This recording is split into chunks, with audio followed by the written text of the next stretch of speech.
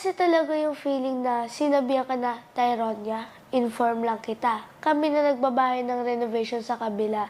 Kahit hindi namin kwarto, binabayaran na namin. Tapos yung minamatan niya pa ako, iba talaga yung tingin niya sa akin doon.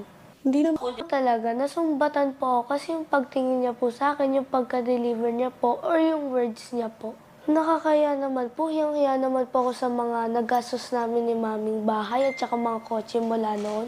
Kasi po, kahit dati na may pera po sila, never po ako nag-question sa kanila sa pagkain na galing po sa work namin ni mami.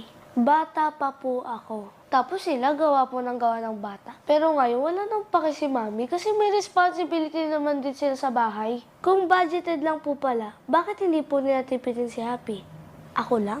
Ang daming toys ni Happy, hindi naman kailangan. Bili sila ng bili para sa kanila. Samantalang ako po, nauubos po kami ni mami sa pag-support po sa kanila.